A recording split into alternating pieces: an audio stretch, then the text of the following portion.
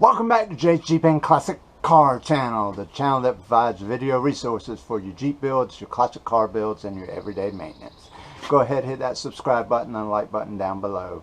Today we're taking out the Bellhousing from the transmission. We probably won't put a new one back on yet. We want to clean all that area. So join me in the adventure of taking off a Bellhousing. Okay, so it's kind of icky up in here. I don't know what all that is. Some sort of rope, but you just push like that and then push that little ball out, and that will free up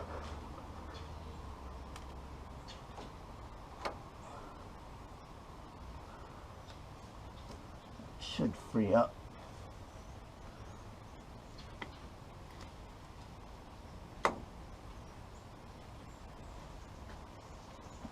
that.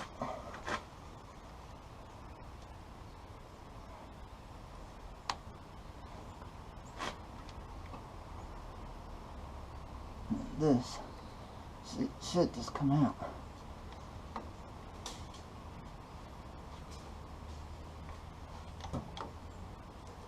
You can't get that ball far enough over to really get out.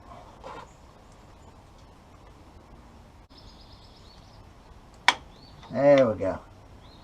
And then you can just slide it out like so.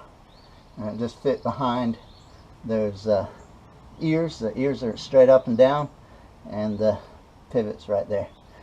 Whew, that took a minute. Whew. Okay, as you can see, it's very dirty all up in there. This is evidence of bugs living in here. We're going to replace this whole housing, so it should be okay. And it looks like I should be able to slide this whole Bellhousing out without taking this bearing off or the carrier or anything like that. I've got a new bearing and carrier coming.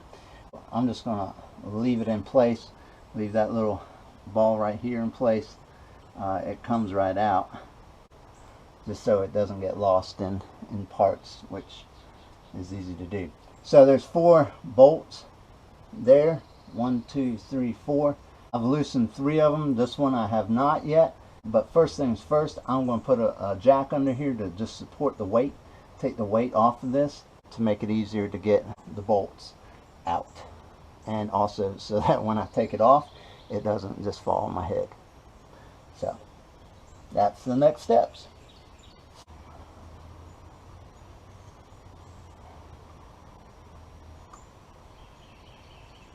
There we go.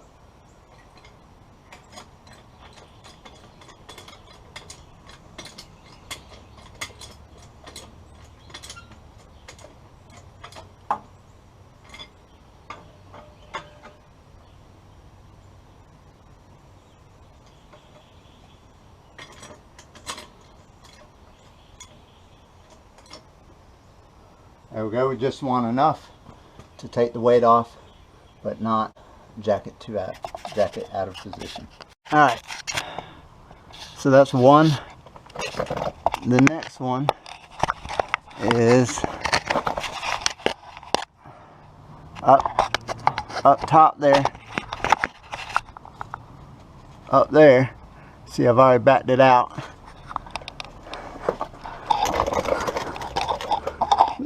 The one with the wrench on it, and then I'll show you the next one on the other side. You can get it from the top side. Well, you can get this one with the wrench on it from the top side. So I couldn't get this one to break loose, so that's the one we're going to work on here. I had it out before, so I'm not sure what's going on with it now, but we're going to put a socket on it and see what we can do. Alright, so it's 5/8 size, but the 1/2 inch ratchet does not fit it, so I'm using a 3/8 here and just trying to get on it, and even 3/8 isn't going to fit, as you can kind of see. It's just a weird angle there, so we're going to use a wrench. Okay, so it just took me like 2 hours to break that bolt free, but finally we did. But we did have to go to the store to buy something. So what I did was I put the socket there in first and put it all the way over the head of the bolt, and then I put this in, and then I went and bought a 18-inch 3/8 breaker bar. Once we did that and got a good grip on it, we were able to break it loose. And then we took the breaker bar off, put the ratchet on, and we're able to back it out. Now I got to break the other ones loose so that I can pull the whole thing forward, be able to get another grip on that particular bolt. Not sure what they were thinking when they designed that, but it is a tight spot, and just couldn't grab it. You can't really grab it well with a wrench or anything, so that's what we had to do.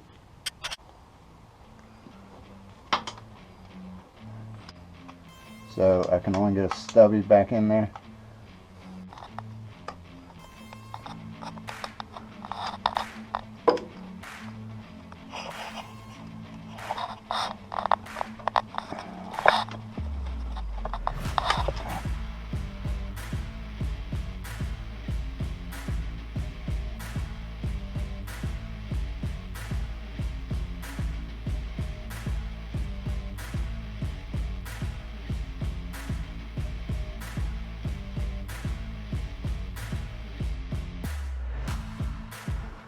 Whew.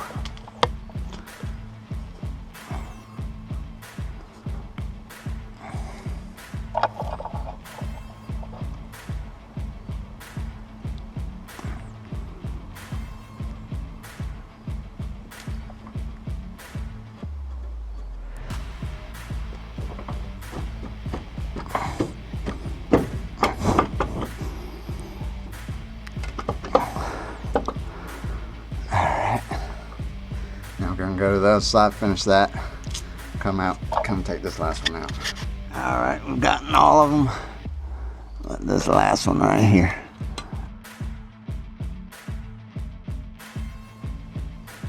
All right, moment of truth.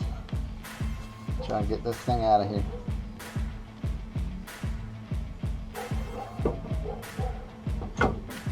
Without killing anything.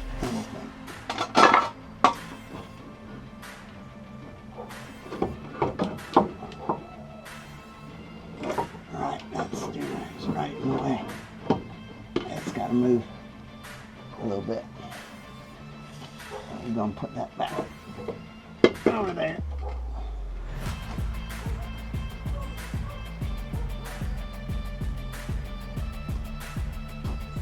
Let's see what we got now. That came right out. Oh. So here's a little helpful bonus tip. All the hardware you take off of the various things, we're starting to get a lot of it now. Go ahead and put it in a plastic bag and then put a sheet of paper as to where it goes. That way you're less likely to lose it rather than just having it lay around everywhere. Tonight I'm going to go back and do that for all my stuff, because it is starting to accumulate hardware everywhere, and now I can't find the oil pan bolt. We'll have to look for those, and they're around somewhere, but they'll turn up, but just for the time being. Yeah, so saw that on some forums and thought it was a pretty good idea. So there it is. Pretty dirty. We're missing a chunk right here, that's why we're replacing it. But besides that, it was fine. Just took longer. You know, what you think might be a hour fix turns into half the day because you get one stuck bolt. But that's the name of the game with Jeeps, especially these old ones. And so it is what it is. I'd wanted to get this out and get it all cleaned up all today, but the light's starting to fail, and we don't have time today to get it all cleaned up. So that's going to have to wait for another day. But anyway, I appreciate y'all watching. Y'all take care. It's time for supper.